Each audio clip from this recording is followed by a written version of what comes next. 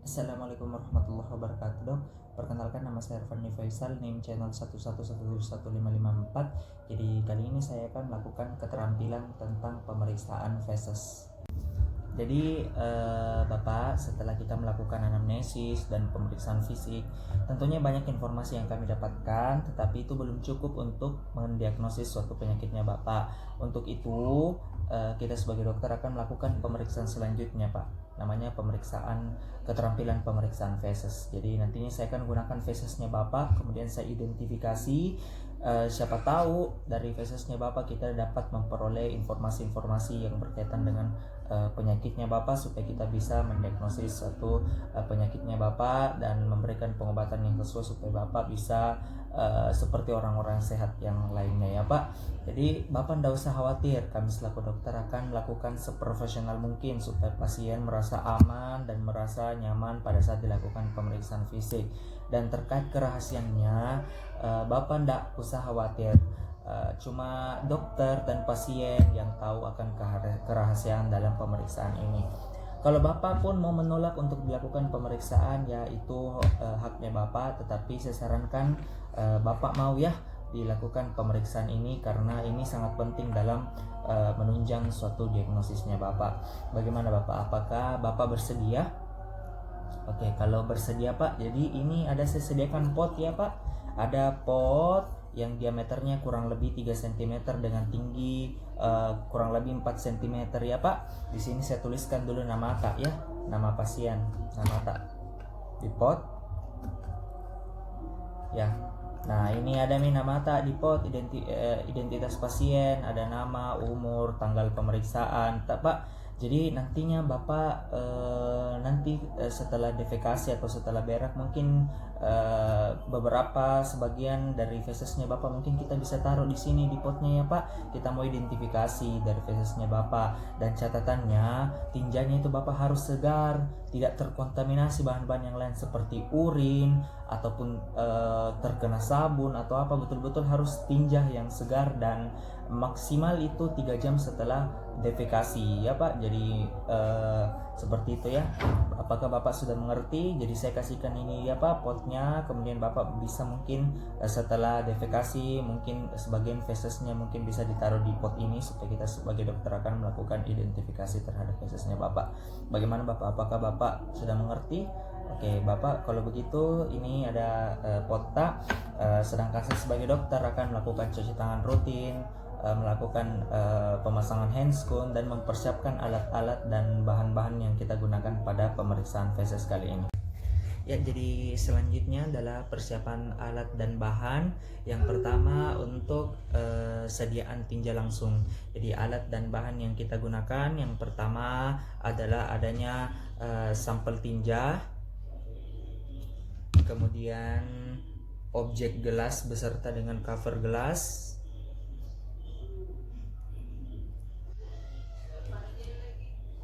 kemudian larutan saline solution, kemudian larutan lugol iodin, kemudian kayu aplikator, dan tisu. Ya, persiapan alat dan bahan selanjutnya yaitu keterampilan tentang pengawetan tinja. Yang pertama adanya 2 buah pot dengan volume 20 ml yang mempunyai penutup dan tertutup rapat. Kemudian adanya kayu aplikator, kemudian marker, kemudian ada formalin 10%, kemudian ada pengawet polivinil, kemudian selotip, dan lembar rujukan yang berisi tanggal pemeriksaan, nama, umur, jenis kelamin, keluhan utama, dan diagnosis sementara. Oke, jadi selanjutnya pemeriksaan tentang keterampilan apusan anal. Adapun alat dan bahan yang kita siapkan, yang pertama adalah objek gelas beserta dengan cover gelasnya. Kemudian ada selotip yang ukurannya kurang lebih lebarnya 2 cm. Selanjutnya adalah gunting. Kemudian selanjutnya adalah spatel lidah dari kayu yang disposable. Ya, jadi selanjutnya yaitu keterampilan dalam identifikasi parasit pada apusan tinja. Alat dan bahan yang kita siapkan pertama adalah mikroskop, kemudian yang kedua adalah apusan tinja pada objek gelas. Ya, jadi selanjutnya setelah persiapan alat dan bahan, saya sebagai dokter akan melakukan cuci tangan rutin terlebih dahulu dan menggunakan handscoon.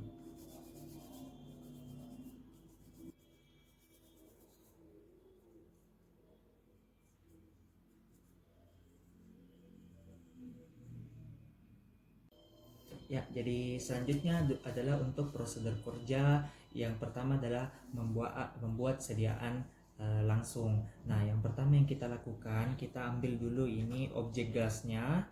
Kemudian kita menggunakan marker, kita catat identitas dari pasien termasuk nama, umur, jenis kelamin, ataupun tanggal pemeriksaan. Kita tuliskan pada bagian belakang. Kemudian setelah itu kita menggunakan handscoon, jangan lupa menggunakan handscoon. Kemudian kita letakkan objek gelas pada daerah yang datar. Kemudian setelah diletakkan pada daerah yang datar, kita mulai meneteskan larutan saline solution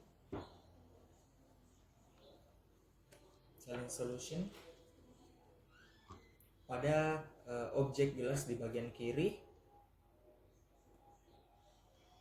Kemudian kita masukkan lugol iodin pada objek gelas di bagian kanan. Kemudian sebanyak 1 tetes. Kemudian kita mulai melakukan pengambilan feses menggunakan kayu aplikator.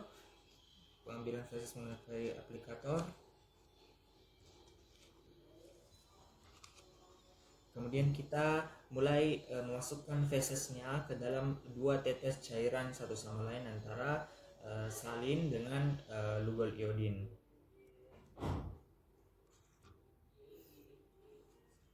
Begitu juga dengan larutan sebelahnya.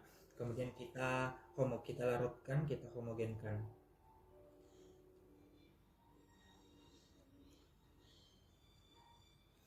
Kemudian kita gunakan kaca objek untuk tutup kedua larutan antara feses larutan salin dengan feses dengan larutan lugol iodin. Kita tutup. Kemudian kita menggunakan tisu apabila ada perembesan ataupun cairan-cairan yang berlebihan. Jangan sampai adanya gelembung-gelembung yang mampu mempengaruhi hasil dari pengamatan. Nah, kemudian setelah kering, kemudian kita sediaan bisa langsung dilihat di dalam mikroskop. Kemudian saya melepas sarung tangan. Kemudian melakukan cuci tangan rutin lagi kembali. Ya, jadi keterampilan selanjutnya yaitu tentang pengawetan tinja. Jadi saya sebagai dokter akan kembali menggunakan sarung tangan yang baru, sarung tangan yang steril. Kemudian saya menyiapkan 2 buah pot yang akan diisikan tinja beserta dengan pengawet-pengawet. Namun sebelumnya saya melakukan pengisian dulu identitas dari pasien terhadap potnya, nama, umur, jenis kelamin, dan tanggal pemeriksaan. Dan selanjutnya setelah diisi, kita berikan tanda pada potnya masing-masing. Jadi misalkan untuk pot 1 kita beri tanda F, artinya feses akan diawetkan menggunakan formalin. Kemudian setelah itu kita berikan label lagi pada pot yang kedua dengan tambang PV atau pengawet berupa polivinil. Nah, kemudian setelah kita berikan tanda, kita mulai melakukan pengawetan, yaitu dengan cara kita isi pot yang pertama yang kita tandai sebagai F, kita isikan berupa formalin 10%. Kita isikan kurang lebih sebanyak 1 sendok teh. Kemudian untuk pot yang kedua, begitu juga dengan pot kedua, kita isikan pengawet polivinil sama juga sebanyak 1 sendok teh. Kemudian setelah pengawetnya dimasukkan ke dalam 2 potnya masing-masing, kita mulai mengambil tinjanya, kemudian masukkan ke dalam masing-masing pot dengan perbandingan 1:1 antara feses dengan pengawetnya. Kita masukkan pertama untuk pot yang mengandung formalin, kemudian kita masukkan lagi feses ke dalam pot yang mengandung pengawet polivinil. Kemudian kita jangan lupa untuk menghomogenkan kedua pot tersebut antara pengawet dan feses.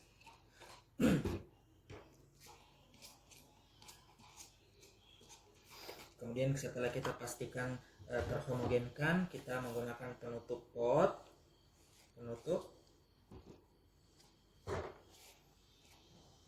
Kemudian setelah itu untuk mencegah hal-hal yang tidak diinginkan seperti tumpah atau merembes, kita gunakan sebuah plaster untuk melindungi pot dari merembesnya suatu pengawet tersebut.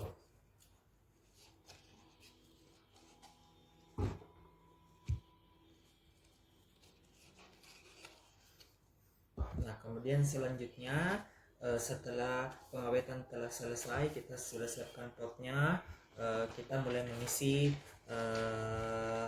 tuliskan pengantar meliputi tanggal, nama, umur, jenis kelamin, keluhan utama maupun diagnosis sementara dari pasien.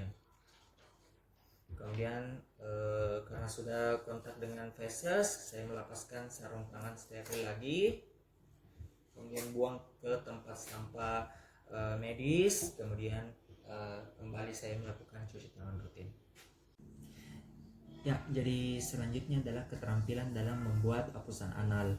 Jadi kembali saya menggunakan sarung tangan yang steril, kemudian setelah itu saya menggunakan objek gelas lagi, kemudian saya menggunakan marker untuk menulis identitas dari pasien pada bagian belakang dari kaca objek. Kemudian setelah identitas telah dituliskan, kemudian setelah itu kita menggunakan spatule. Jadi kita gunakan spatule, anggap ini sebuah spatule kayu. Kemudian kita menggunakan sebuah selotip. Kita gunakan sebuah selotip kurang lebih panjangnya 20 cm. Kemudian kita rekatkan pada daerah spatulnya. Kemudian kita fiksasi agar tidak lepas dari selotip yang kita kaitkan kepada spatulnya. Kemudian setelah kita pastikan bahwa terfiksasi dengan baik menggunakan jempol dengan telunjuk kita mulai mengambil hapusan dari anal menggunakan spatule yang telah dibungkus oleh selotip. Jadi namun sebelumnya kita suruh dulu pasien untuk berada dalam posisi menungging. Jadi permisi Pak, mungkin Bapak bisa berada dalam posisi menungging agar kami sebagai dokter bisa melakukan pemeriksaan gampang dan baik. Kemudian kita menggunakan jari tangan kanan kita, terutama jempol dengan jari telunjuk untuk membuka daerah dari anus. Kita buka, permisi ya Pak, kita buka, anggap seperti ini, kita buka. Kemudian spatule yang telah dibungkus oleh selotip, kita mulai melakukan hapusan pada setiap sisi-sisi dari anus. Kedalamannya kira-kira 2 cm.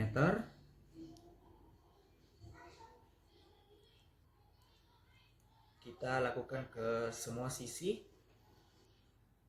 Nah, setelah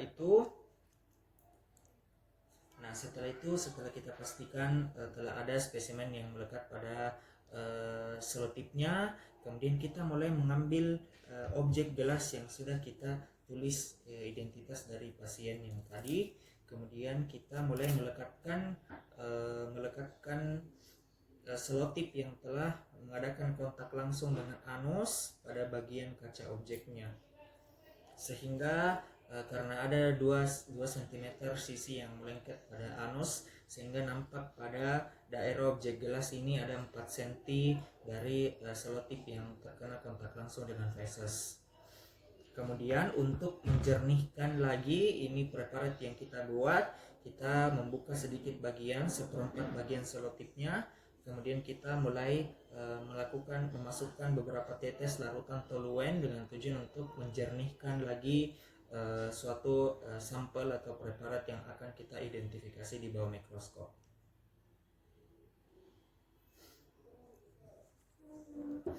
Kemudian setelah preparatnya sudah selesai, saya kembali melepas handscoon dan melakukan cuci tangan rutin lagi.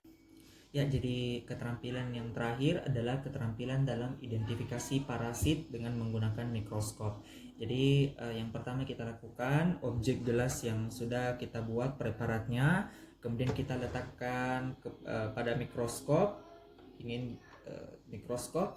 Kemudian setelah itu kita mulai melakukan pengamatan, kita turunkan kondensornya, kemudian kita coba untuk atur cahayanya, kemudian kita lihat objeknya menggunakan lensa objektif, kita atur pembesarannya 10 kali, ataupun kita bisa mengatur kejelasannya menggunakan kita geser-geser sedikit dari makrometernya. Kemudian tentukan juga fokus, kita juga apabila ingin menjernihkan lagi gambarnya, kita bisa menggeser sedikit perlahan-lahan mikrometernya. Kemudian setelah itu kita juga bisa melakukan pembesaran sampai 45 kali jika diperlukan. Kemudian kita mulai melakukan pemeriksaan yang sistematis menggunakan metode zigzag. Kemudian kita mulai melakukan identifikasi terhadap parasit yang kita curigai berdasarkan manifestasi klinis dari pasien. Terima kasih, Dok.